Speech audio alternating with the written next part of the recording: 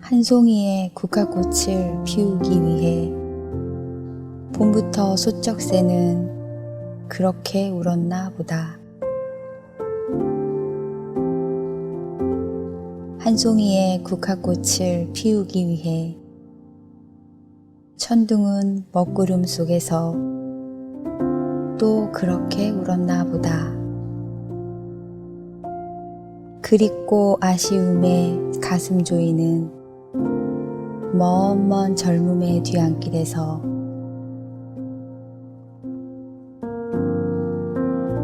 이제는 돌아와 거울 앞에 선 내 누님같이 생긴 꽃이여.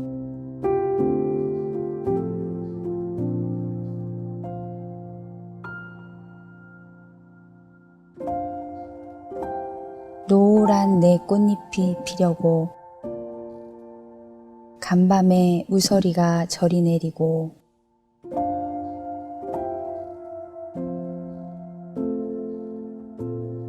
내게는 잠도 오지 않았나 보다.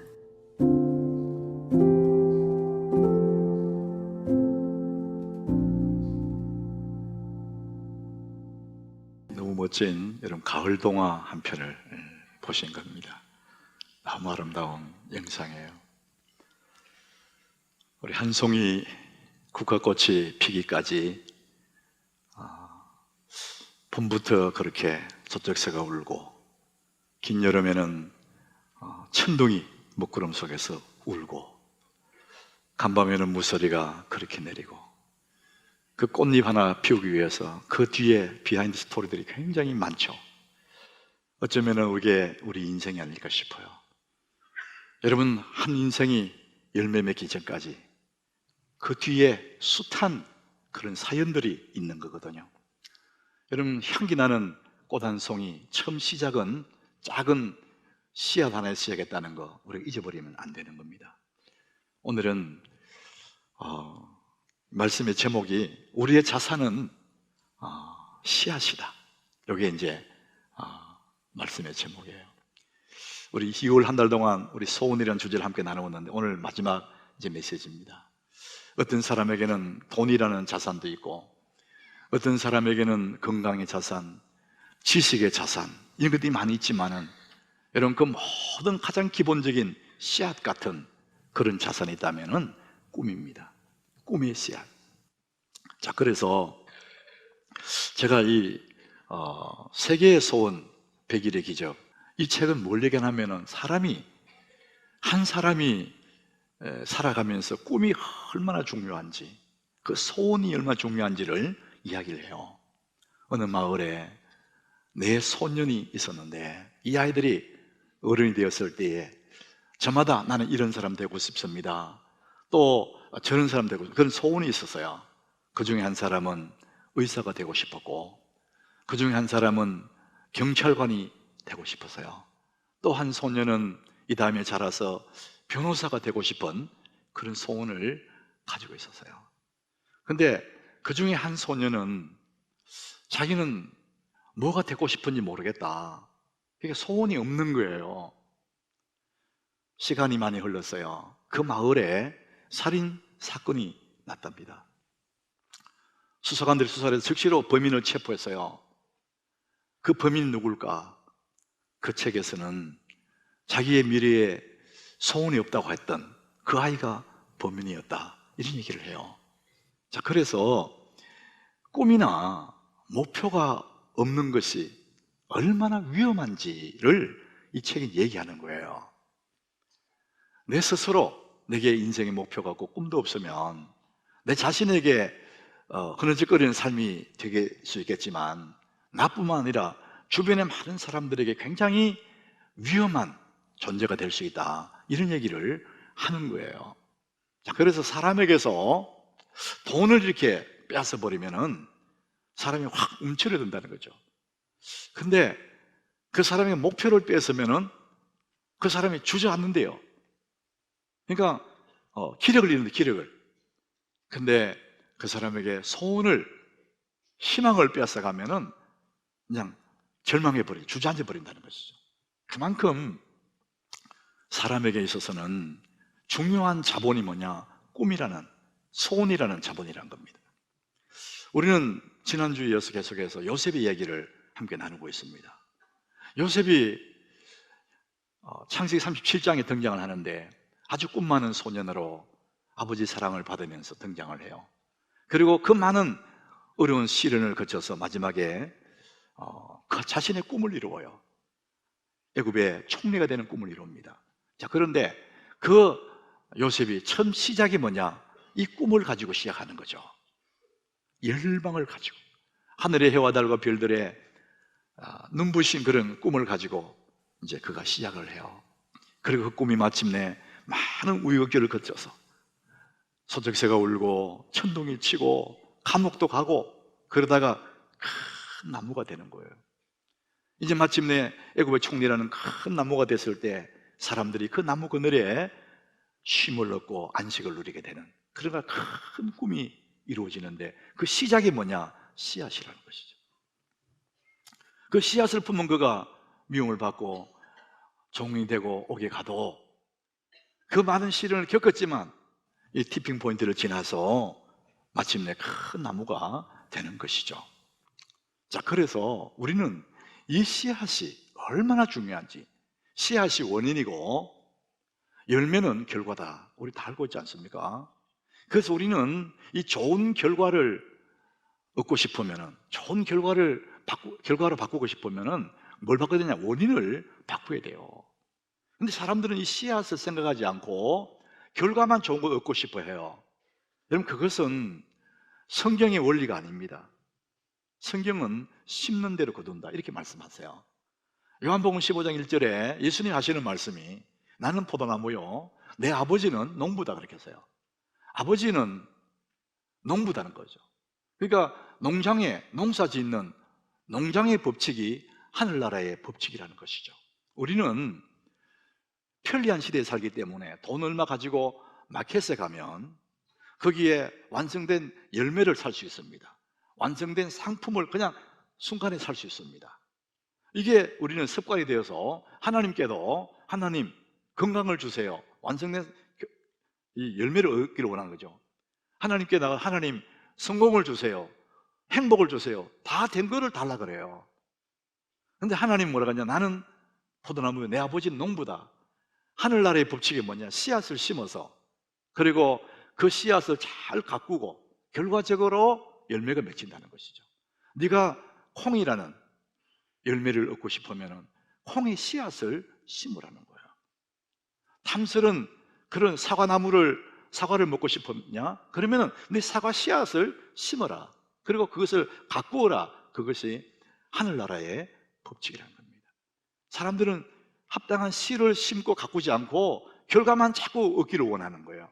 여러분, 결과는 그래서 운명이라고 그래요. 여러분, 이 운명을 바꾸려고 그러면은 씨앗을, 원인을 바꿔야 되는 것이죠. 우리 매일매일 아름다운 결과를 위해서 오늘 씨앗을 심고 가꾸는 사람입니다. 씨앗을 파는 가게, 이 책이 참 예쁜 책인데 미네르바라는 사람이 세상의 아름다운 얘기들을 모아서 이 책으로 만든 거예요. 한 부인이 밤에 자다가 꿈을 꿔요. 꿈속에 사람들이 많이 붐비는 시장에 가게 돼요. 근데 시장 어느 어기 통로에 가보니까 거기에 낯선 가게가 하나 들어왔는데 그 가게 주인이 천사였어요. 이 부인이 그 가게에 들어가 천사에게 물어요. 여기 가게에는 뭘 팝니까? 물었더니 천사가 대답해요. 당신이 원하는 무엇이든지 팝니다. 너무 행복했어요. 내가 원하는 모든 걸 판다는 거구나. 천사님, 그럼 나에게 행복을 주세요. 마음의 평안을 주세요. 모든 사람들이 찾는 게 그거지 않습니까? 그랬더니 그 천사가 그 부인이 이렇게 말을 해요. 부인, 미안한데 우리 가게는 열매는 팔지 않습니다. 씨앗을 파는 가게예요. 이런 얘기 하는 거예요. 네가 행복이라는 열매를 쌓고 싶냐? 그러면 행복이라는 씨앗을 심어서 가꿔야 된다, 이런 얘기거든요.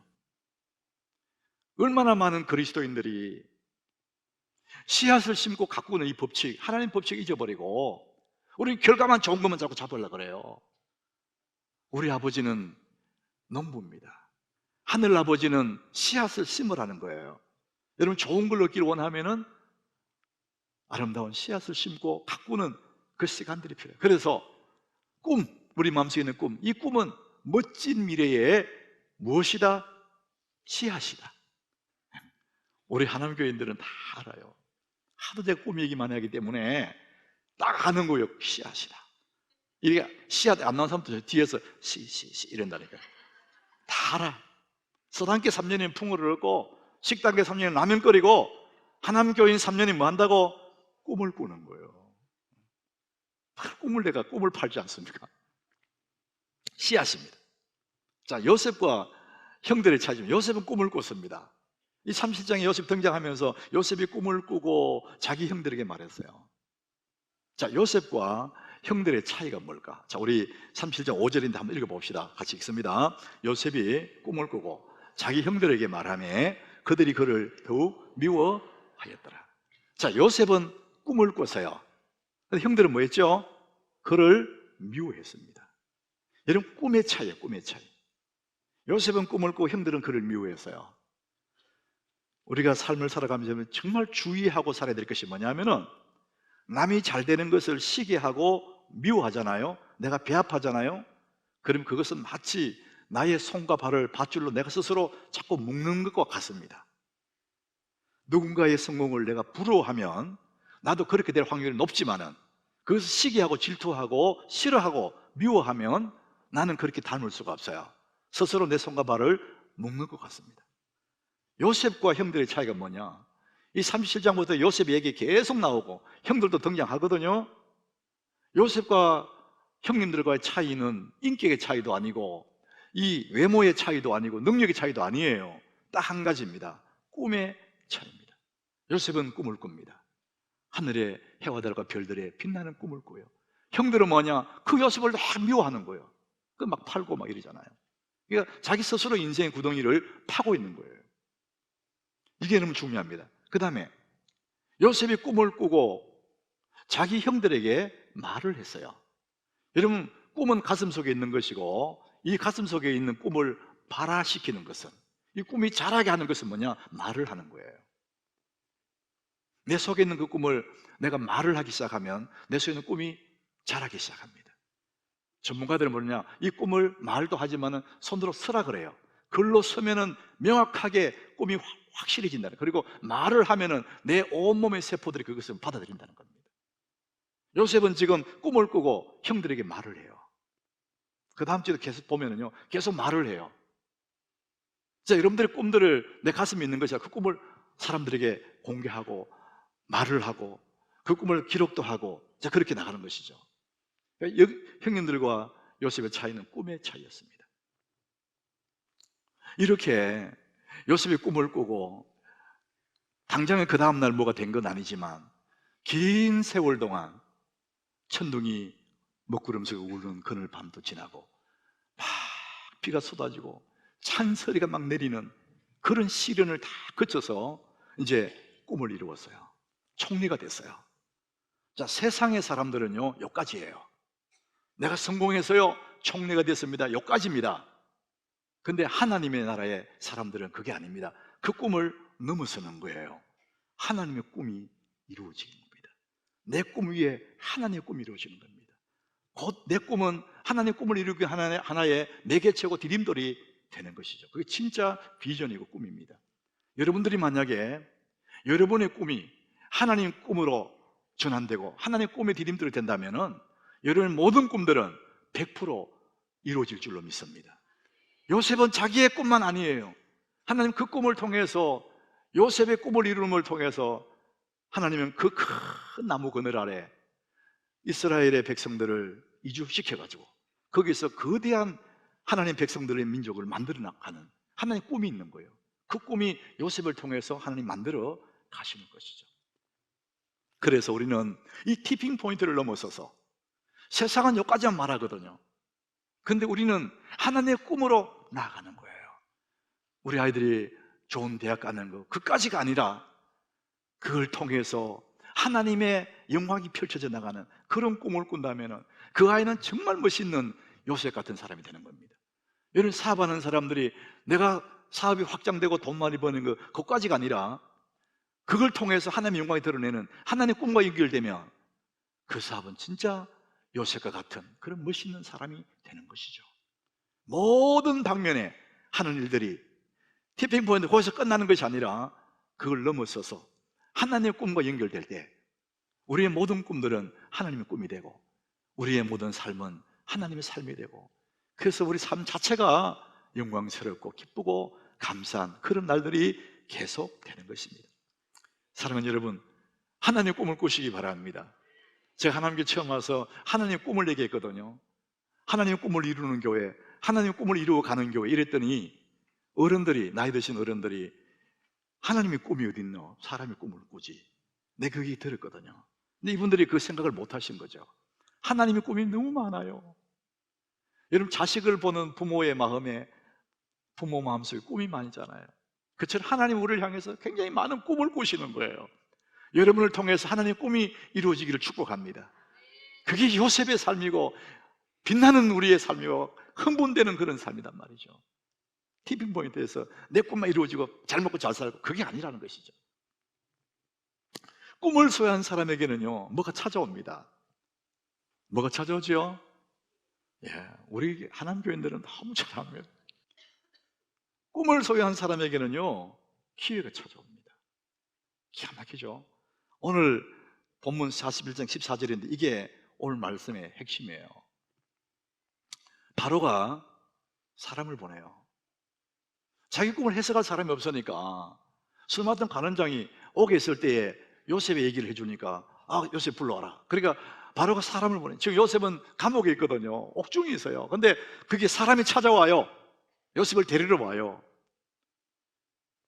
기가 막힌 것은요, 꿈에 가진 사람에게는 기회가 오는데 그 기회는 무엇을 통해서 오느냐 하면은 사람을 통해서 와요. 성경은 지금 그 얘기를 하고 싶은 거예요. 이에 바로가 사람을 보내요, 요셉을 불러요. 기가 막힌 얘기죠. 그래서 모든 기회는요, 잘 보세요. 하나님이 우리에게 기회를 주실 때에 사람을 통해서 기회를 주세요. 하나님이 우리에게 복을 주실 때도 사람을 통해서 복을 주세요. 자, 이게 너무 중요한 거예요. 하늘에서 툭 떨어지는 게 아니고 사람을 통해서 기회를 주시고 사람을 통해서 하나님 우리에게 복을 주십니다. 그렇기 때문에 우리 꿈을 소유한 사람들은요, 관계를 쌓아야 됩니다. 제가 이 쌓는다는 표현을 썼습니다. 관계를 쌓아가야 합니다. 이게 뭡니까? 여러분, 관계가 하루아침에 좋아지는 게 아니에요. 세월을 두고 쌓아가는 거예요. 어느 날 갑자기 그거는 깊은 우정의 관계가 될 수가 없어요. 세월을 가면서, 때가 묻어가면서, 우리나라 말로 미운정, 고운정, 이게 쌓아가는 거예요. 관계가. 하나님이 사람을 통해서 우리에게 복을 주시기 때문에, 하나님 사람을 통해서 우리에게 기회를 주시기 때문에 누구를 통해 주시지 모르니까 모든 사람들과 좋은 관계를 쌓아가는 것입니다. 근데 여러분, 요셉이 보면은 이 관계 기술 중에 정말 중요한 기술이 뭐냐면은 관심과 존중이에요. attention, 그 다음에 respect. 이 관심과 존중이 관계의 핵심이에요. 지금 요셉이 감옥에 있으면서 거기에 있는 사람들 얼굴을 늘 살피는, 관심을 갖고 살피는, 그러니까 얼굴이 궁금하거든요.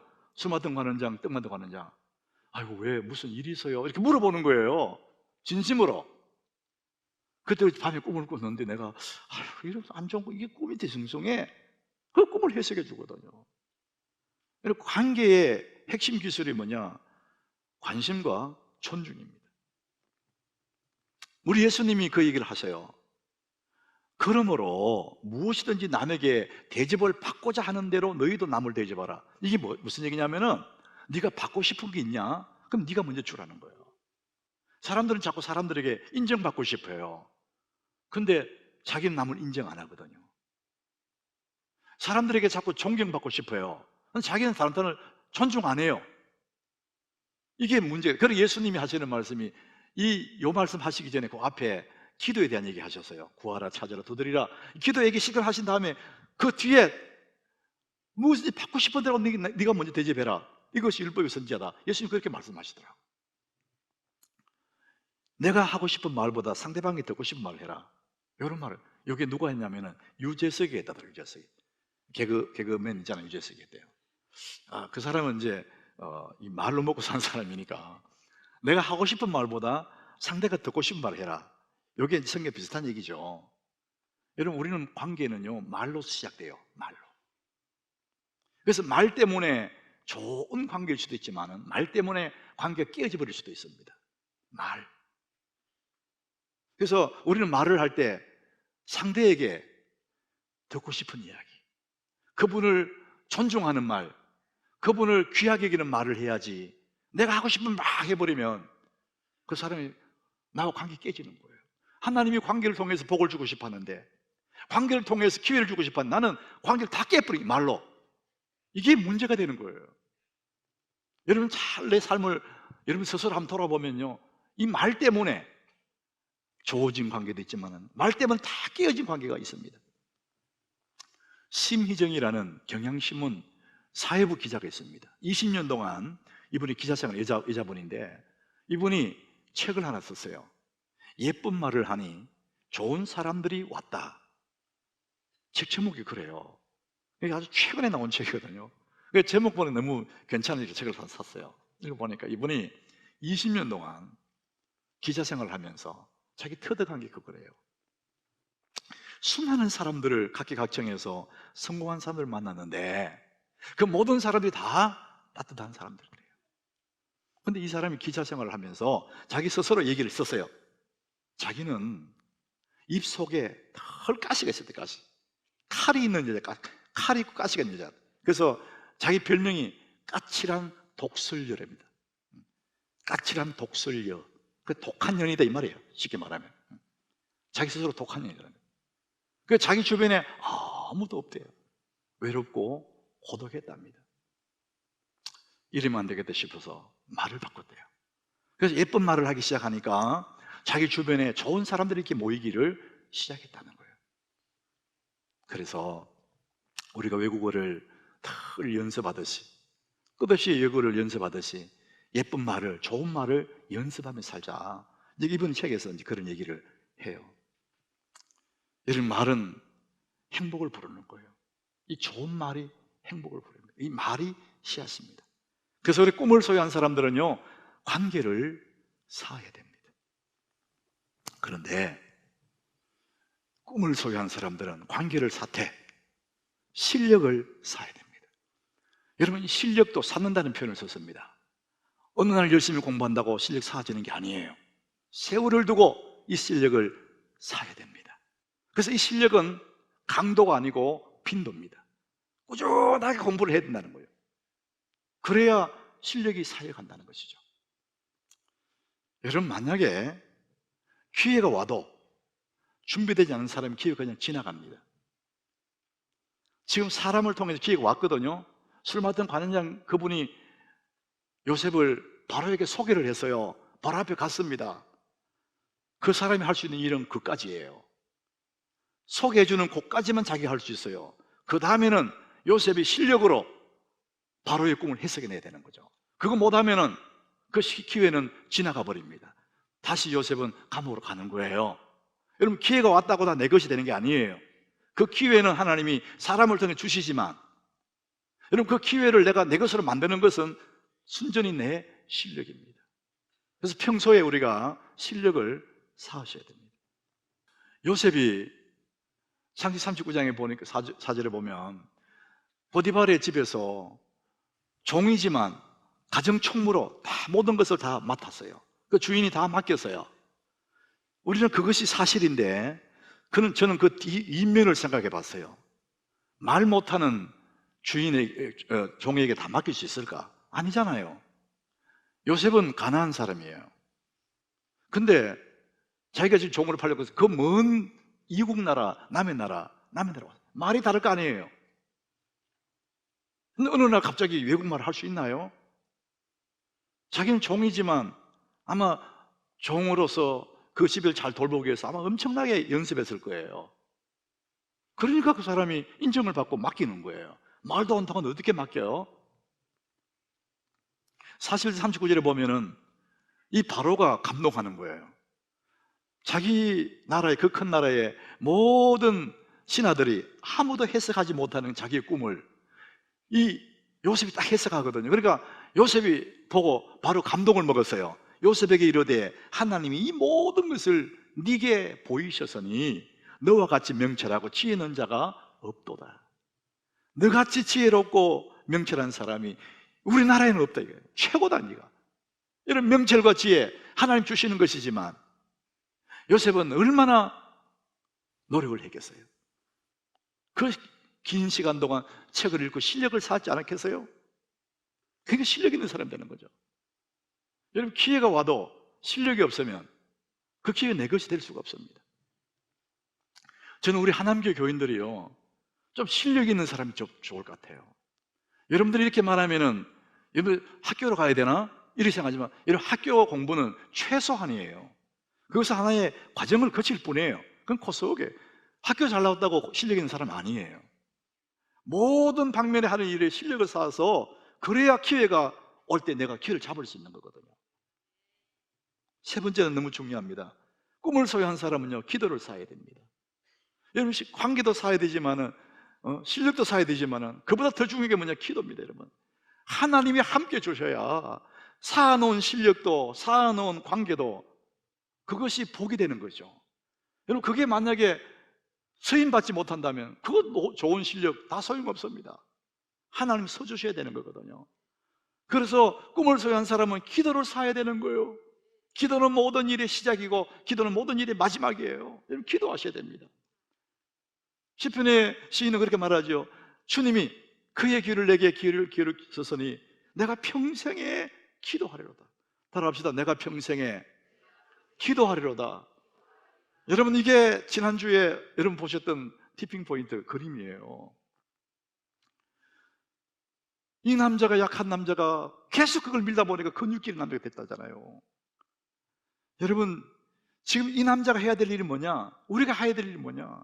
우리 관계, 기도, 실력 이것을 어느 날 한 번 확 한다고 되는 게 아니에요. 계속 해야 되는 거예요. 그게 쌓아가는 겁니다.